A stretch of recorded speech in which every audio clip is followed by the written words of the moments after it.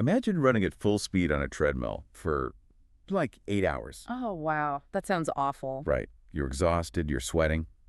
But when you finally step off, you realize you haven't actually moved an inch. That is the worst feeling. It really is. Welcome back to Rick's English channel. Today we're doing a deep dive into why feeling busy is, well, often the exact opposite of being productive. Yeah, it's a trap so many of us fall into. We just move quickly all day, but the truly important tasks, they just sit there waiting for tomorrow. Exactly. And our learning purpose for this deep dive is really clear. By the end of our conversation today, you are going to learn how to talk about your daily schedule, describe common time management problems, and, naturally use simple English expressions to plan your day better. Yes, and to do this, we are diving into some fascinating source material that follows two very different people. First, there's Emma. Right. I know. She is calm, she's organized, and she always seems to have plenty of time. And then, well, then there's Daniel. Oh, Yeah. He is delightfully chaotic. His days are just a complete stressful mess. very relatable, Oh, honestly. totally. Yeah. So our mission is to look at their habits, figure out why Emma's strategies work, and extract those practical English phrases you can use in your own life.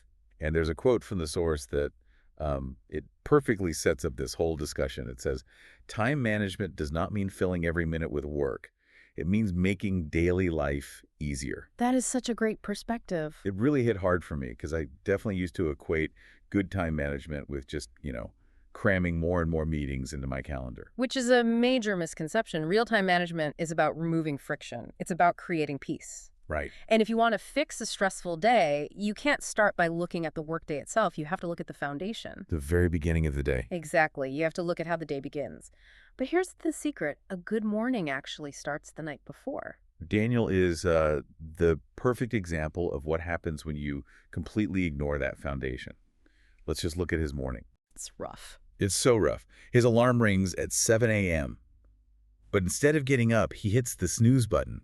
He thinks he's just going to close his eyes for 5 more minutes. It is never just 5 minutes. Never. He accidentally sleeps for 30 minutes. So now the panic begins. Pure panic. He's rushing around the house trying to eat a banana while frantically searching for his socks. Oh, no. Yeah, and then he realizes his phone battery is nearly dead. He can't find his keys, and he is sprinting out the door just to catch his bus. When you start your day like that, I mean, you are already exhausted before you even start working. Right.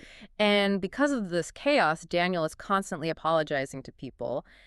If he texts his boss, he wouldn't just say, I am late. Why not? That seems simple enough. Well, saying I'm late kind of implies he isn't even trying, like he just doesn't care. Instead, native speakers use a specific phrase that implies active movement and effort. They say, I'm running late. I'm running late. It's such a natural visual phrase. Yes, exactly. You say, sorry, I'm running late. I'll be there in 10 minutes. It shows the other person that you are currently in the process of trying to get there. Right. But time is just moving faster than you are. Yeah. Now contrast Daniel's frantic morning with Emma's evening routine. Emma doesn't run late because she does 3 simple things the night before. Just 3 things. Yep. She picks out her clothes, she puts her keys and wallet in a specific small bowl near the door, and she spends just 10 minutes planning her tasks for the next day. Those 10 minutes completely change the chemical balance of her morning. She removes all the stress of decision-making. Okay, let's unpack this because I think the concept of decision fatigue is crucial here. Think of your brain's ability to make decisions like a cell phone battery. Oh, I like that analogy. Right. You wake up with 100%. If you spend 20% of your battery just deciding what shirt to wear and another 10% trying to remember where you left your keys, Yeah. You're starting your workday with a depleted battery. You're already drained. Exactly. Emma's 10-minute night routine protects her morning energy. That's a brilliant way to look at it. Yeah. You are preserving your mental battery for the things that actually matter. Yeah. But once the morning is under control, you eventually have to sit down and, well, do the actual work. Sure. And this is where Daniel runs into his next massive wall. When he starts working, he writes down a list of 12 to 15 different tasks. Wait, I have to challenge this right away. Yep. Let's say I actually have 15 important things to do today. Okay. I have a boss, I have a family, I have household chores. I can't just pretend those responsibilities don't exist. Isn't telling someone to shrink their list a bit unrealistic? What's fascinating here is the psychology behind how we look at lists. It's not that you are refusing to do the other 12 things. Okay. It's about how your brain reacts to seeing all 15 at once. A massive list triggers overwhelm, it causes anxiety, and anxiety makes you want to avoid the work entirely. So you just procrastinate instead. Exactly. So the source material suggests a strategy called the Magic of Three. You look at your giant list, and you pick exactly 3 things to focus on first. And when you identify those 3 things, you can naturally use the phrase, my top priority is. Yes, that's a great one. A priority is something that simply must be done before anything else. So you tell your team, my top priority today is finishing the sales report. Exactly. By choosing only 3 top priorities, you remove the fear, you build momentum. Once you finish those 3 tasks, you feel a sense of victory. Right. You've actually accomplished something. And if you still have time and energy, you can absolutely move on to task number 4 or 5, but you secure that victory first. That makes a lot of sense. You're basically tricking your brain into getting started instead of feeling paralyzed. Exactly. But to actually finish those 3 priorities, the text talks about using time blocks, which means dedicating a specific chunk of time to just one task. Yeah. And that brings up a huge issue. Daniel's workday is completely ruined by something called task switching. Task switching is incredibly common, but it is toxic to your productivity. Here's what Daniel does. He starts writing an important email. Halfway through, his phone vibrates, so he checks a message. While holding his phone, he remembers he needs to wash his coffee cup. Oh boy. He walks to the kitchen, washes the cup, talks to a roommate, and suddenly an entire hour is gone. And the email is still sitting there, totally unfinished. The hidden cost here is something called attention residue. I read about this recently. Oh, tell me about that. When Daniel switches from the email to the coffee cup, his brain doesn't completely switch. A small piece of his attention is left behind, still thinking about the email. Oh, wow. Yeah, so he's never giving 100% of his brain to any single thing. It wastes a huge amount of mental energy. That is spot on. Your brain has to constantly stop, adjust, and restart. It's exhausting. So when you catch yourself doing that, you need to stop and say, I need to stay focused. That is a perfect expression to learn. Yeah, it means keeping your attention on one single thing. You can say it to yourself, or you can use it to set a boundary with others. Like, hey, can we talk later? I need to stay focused on this email. But setting that boundary is really hard, especially when the distractions are literally designed to be addictive. Let's talk about the smartphone. Oh, the ultimate distraction. Right. Daniel picks up his phone just to check the time, but there's a notification. He opens the social media app, and he tells himself he's going to watch just one short video. We all know the trap of just one video. Right. It is such a slippery slope. Yep. You watch one, the app autoplays the next, and suddenly 20 minutes have vanished into thin air. Because the apps are engineered by some of the smartest people in the world to keep your eyes on the screen. Exactly. Willpower is usually not enough to fight that. That's why the source material shares a brilliant physical rule. When you are in a time block, put your phone on the other side of the room. Not just face down on your desk. No, across the room. I love the mechanics of this. If the phone is sitting next to your keyboard, picking it up is an unconscious habit. Your hand just reaches for it. Without even thinking. Right. But if it's across the room, you have to physically push your chair back, stand up, and walk over. That small physical effort breaks the automatic habit. Yes. It gives your brain a 3-second window to ask, wait, do I actually need to look at my phone right now? You're building a physical wall between you and the distraction. But of course, you'll still hear it buzz. You need a plan for those digital interruptions. What's the plan? Well, when you hear a message come in, a highly effective English phrase to use is, I'll check it later. Aye. You mentally acknowledge the sound, you tell yourself, this isn't an emergency, I'll check it later, and you return to your focus. Okay, so we're protecting our deep work time. But we are human beings, not machines. We can't stay focused forever. No, definitely not. The text recommends a rhythm of 30 minutes of work, followed by a 5-minute break.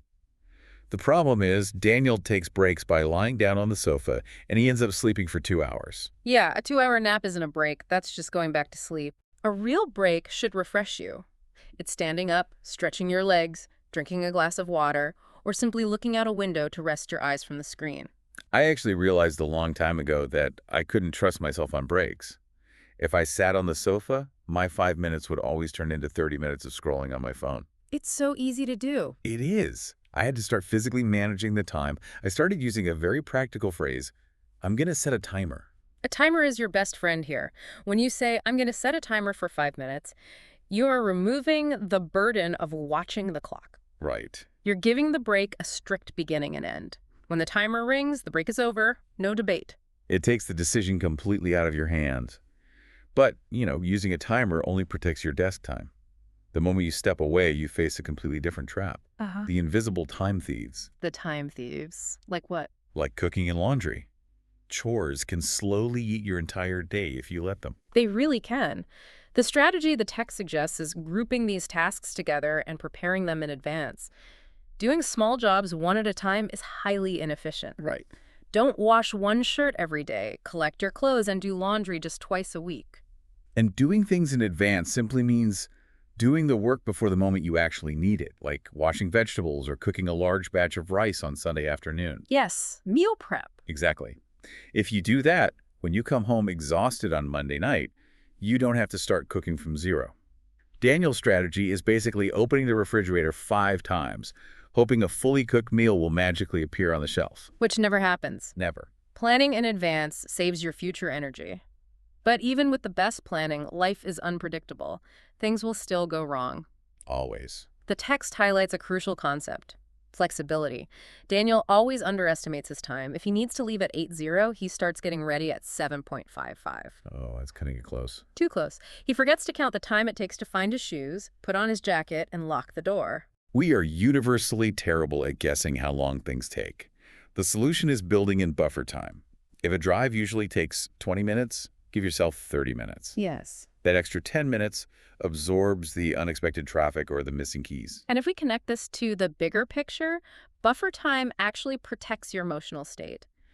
When an unexpected delay happens, you don't panic. You don't throw your hands up and say, my whole day is ruined. Right. Instead, you can calmly use a very professional phrase. You say, I need to adjust my schedule. I need to adjust my schedule. That sounds so calm and in control. It does. To adjust just means to change something slightly. It's a minor correction, not a disaster. Exactly. It shows maturity in how you handle your time. Now, there's one final distraction we have to discuss, and for many people, it's the most difficult one to manage. Other people. Oh, yeah. Let's say a coworker asks for help with a project, or a friend wants to meet for coffee. You want to be helpful, so you say yes. But suddenly, you have absolutely no time for your own top priorities. It happens all the time. I'll admit, I struggle with this. Saying no to people feels incredibly unfriendly, almost selfish. How do we navigate the guilt of protecting our time? It is a very common fear, especially in workplace cultures that value being a team player. But the secret is that you don't need to give people a hard no. Okay, what do you do instead? You don't have to flatly reject them. Instead, you offer an alternative. You offer a different time or a smaller solution. You're still being kind, but you're refusing to sacrifice your current time block. And the source gives us a wonderful, polite English phrase for exactly this situation. You can say, I don't have time today, but I can do it tomorrow. That phrase is magic. Or you might say, I can't help you with the whole project, but I can review your notes for 15 minutes. Ah, I like that. You are still being a supportive friend or colleague, but you are setting a clear boundary. You're protecting your mental battery. So what does this all mean? We've explored a lot of practical strategies today. We saw how Daniel's chaotic days happen because he doesn't plan, he tries to do 15 things at once, and he lets every single distraction win. Right. On the other hand, Emma shows us that peace comes from simple systems. Setting your clothes out the night before. Picking exactly 3 main priorities to build momentum. Putting your phone physically out of reach and leaving a buffer of extra time between tasks. None of these require massive life changes. No, they don't. They are just smart mechanical adjustments to your daily routine. And those adjustments make your life so much easier. Now, it's time for a challenge for you, our listener. We want you to practice the simple, everyday English we discussed today. Go to the comment section of this video and answer these 3 prompts in English. Get ready to type. Number 1, I usually wake up at. Number 2, my top priority today is. And number 3, tomorrow, I'm going to. It's a fantastic way to turn this knowledge into active practice. And if you've stayed with us through this entire deep dive, we have a special request. Type the word PLAN in the comments. That's P-L-A-N. Yes, please do. It shows us that you are committed to mastering both your time and your English. I love reading those comments, so please leave them. Before we go, we always like to leave you with a final thought to ponder. Yes. Tonight, when you look at your to-do list, Pay close attention to the tasks that you automatically copy from yesterday to today over and over again. Ones that just never get done. Exactly. Ask yourself a very honest question.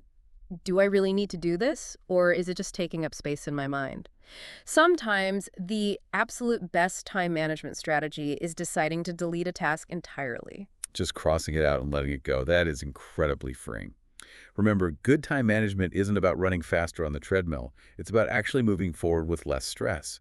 Keep practicing your daily English, protect your time, and maybe go find a small bowl for your keys tonight. Thank you for joining us on this deep dive. See you next time.